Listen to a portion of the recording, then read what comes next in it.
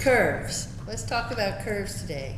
We have a great demo in our newest Inkswell promo talking all about curves. And these are plate curves that are created by the printers when they're printing on either coated or uncoated papers.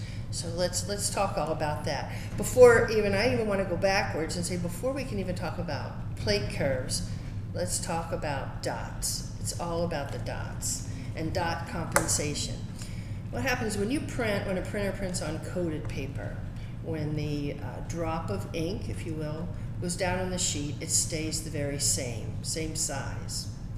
Now when you're printing on uncoated paper, think of the extreme of a blotter, a desk blotter.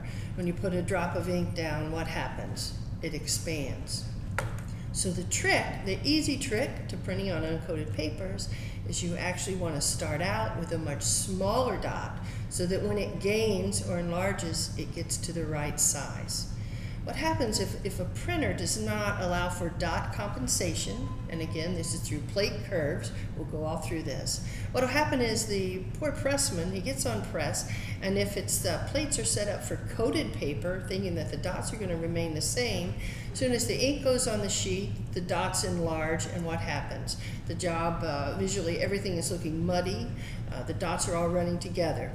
So first thing the pressman has to do is he'll run his ink's densities lower. He'll put less ink on the sheet because he's trying to shrink that dot back down to the right size. Then what happens is we'll look at the sheet and we all will look at it and say, gee, everything looks flat. But again, the pressman had to try to shrink the dots down so they weren't all running together, and then when that happens, the sheet looks flat and no one is happy. So the trick to all of this is the printer just has to make a plate curve when he's actually burning or outputting the plates. He will make sure that the dots are small enough so they gain correctly when ink hits the sheet. So now a printer has to decide, well, what plate curve should he use on our paper or any other mills? So what we've done in our book here is, first off, the very first one is a plate curve for coated paper, which means the dots are not shrunk or made smaller or opened up, pinched back. That's all the same term. It is just straight right out of the box. That's 0, and you can see up here at the top. Then we went for the next one. We pinched back, opened up the dot 5%, and I want to clarify this is in the midtones. 5%.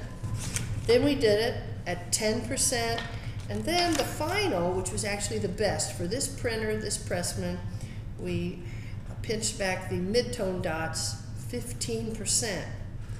And when you go through this, if you start looking at the faces, especially if you compare the coated one to the uncoated, you can see how much sharper the faces are.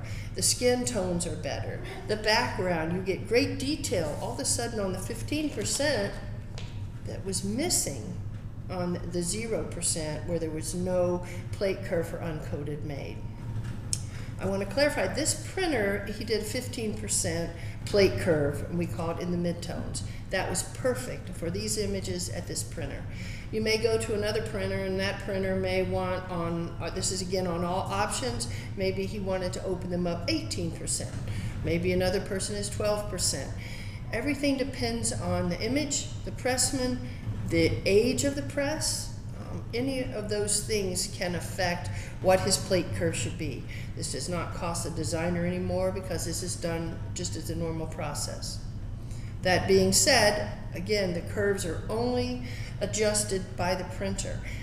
We are asked frequently, the designers will call and say, how should I adjust the image for the printer for uncoated paper? And my answer is, you don't, ever. Because what if you guess wrong? And again, printer A may use a different curve than printer B, so always let your printer make the adjustments. So, the next time that you're talking about a project with a printer, talk to him about what paper you've chosen and ask him about his curves.